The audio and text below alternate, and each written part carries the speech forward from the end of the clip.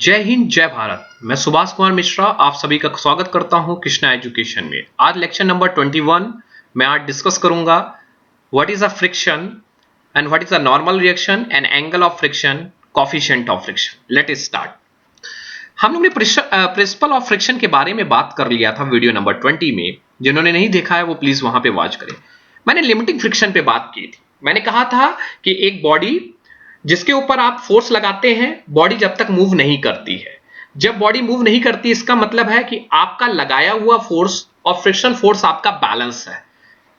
आपने बॉडी को थोड़ा सा और फोर्स लगाया तो आपका फ्रिक्शन फोर्स की भी मैग्नीट्यूड चेंज हो गया, तब भी ये बैलेंस है। It's mean it is a remarkable property कि जैसे जैसे आप मैग्नीट्यूड को चाहे उस तरह फ्रिक्शन फोर्स भी अपने को चेंज करने की कोशिश करता है, अपोज करने की।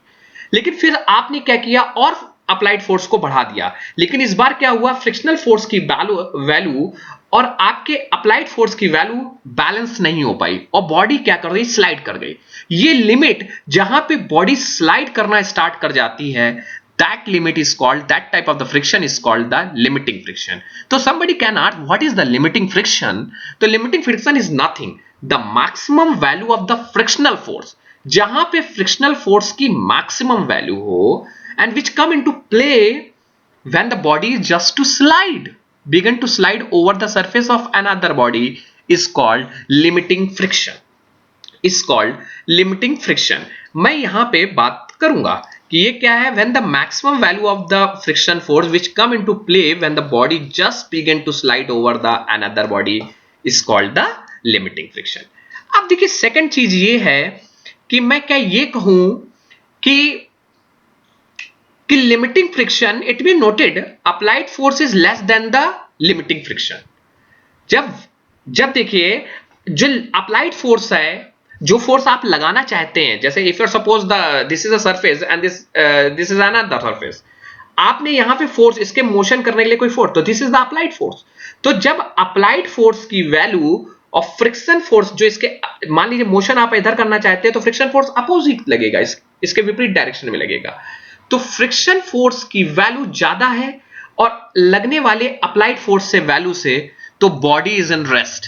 क्योंकि बॉडी जब मूव ही नहीं करेगी, स्लाइड ही नहीं कर पाएगी, उस समय बॉडी क्या होगी, रेस्ट पे होगी। तो first condition is noted that when the applied force is less than the frictional force, तो बॉडी इज इन रेस्ट। ठीक है, and that type of the friction is called static friction. इस तरह का कौन सा फ्रिक्शन है, that is called static friction. So ये क्लियर है मेरा भाई कि स्टैटिक फ्रिक्शन को हम कह सकते हैं कि जब हमारा अप्लाइड फोर्स की वैल्यू कम है आपके फ्रिक्शन फोर्स की। Second one, when the value of the applied force is large then the friction force, that type of the friction is known as dynamic friction. तो ये मैंने ऑलरेडी पहले भी डिस्कस किया था। और उस समय विच में have value between zero and limiting friction, तब उस समय उसकी वैल्यू जीरो और लिमिटिंग फ्रिक्शन के आसपास होगी। Then the second one is the word is normal reaction. What is a normal reaction?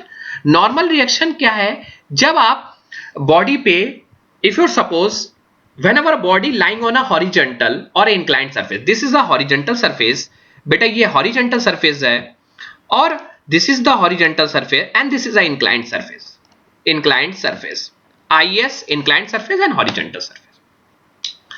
When a body is inclined on the horizontal surface, it is an equilibrium, सामान्य अवस्था में है। when it weight is act vertically, आपको मैंने free body diagram में बताया था weight is always act downward due to gravity, तो weight is act downward, तो W is acting for this W, देख लीजिए यही बहुत इंपॉर्टेंट कंसेप्ट है। W मैंने यहां नीचे एक्ट कर दिया and second one is a थोड़ा centre of gravity and in term exert a upward reaction on the body। इस वेट के कारण जो ये इस सरफेस पे कोई बॉडी रखी है तो इसका वेट तो नीचे जाएगा, लेकिन इस सरफेस की भी एक रिएक्शन ऊपर आएगी बॉडी को अंदर पेनिट्रेट करते हुए। तो ये जो रिएक्शन है, this reaction is perpendicular to the plane, is called normal reaction.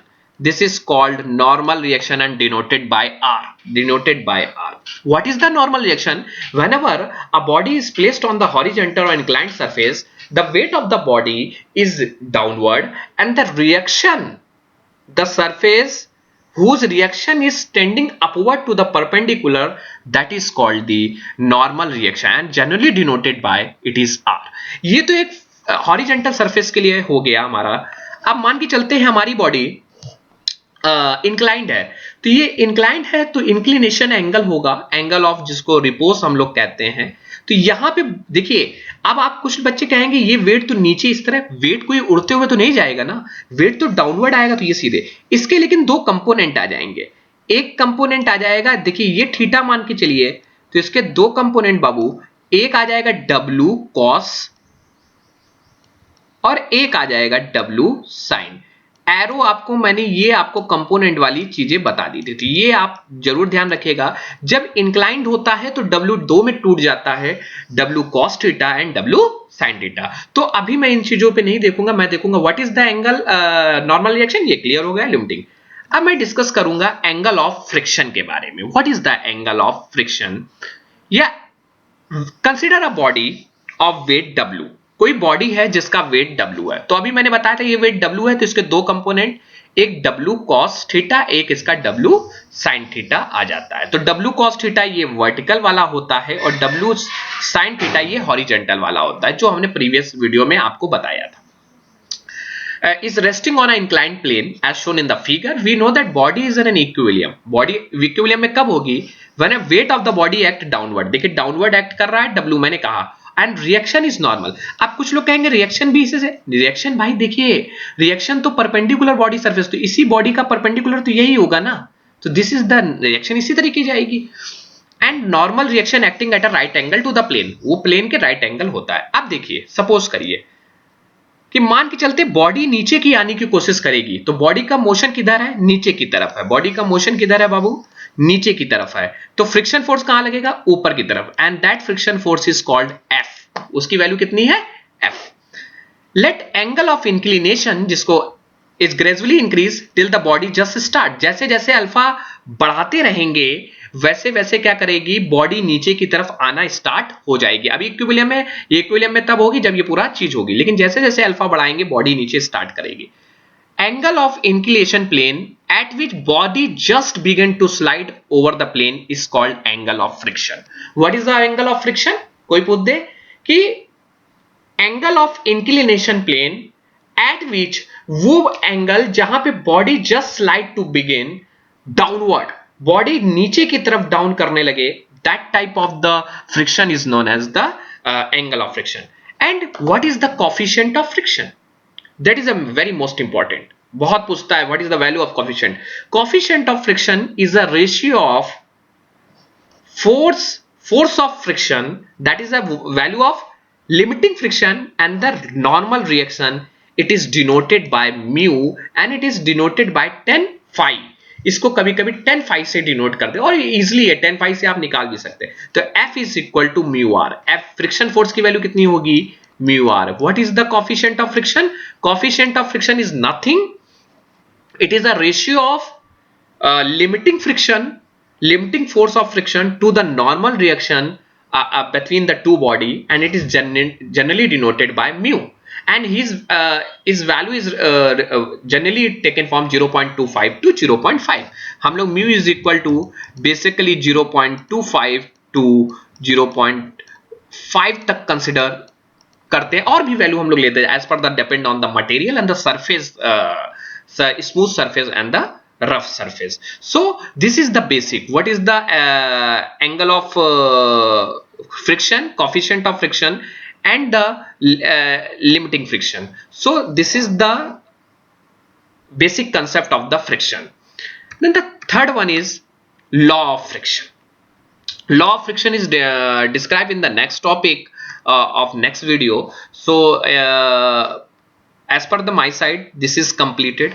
आप लोग अपना ध्यान रखिएगा, स्टे होम, स्टे सेफ, क्योंकि ये पैंडेमिक है। इस दौरान आप लोग अपने को सुरक्षा रखिएगा। आप इन चीज़ों को समझिए कि what is the friction, and example से एनालिसिस करिए what is the role of friction in our life. Thank you.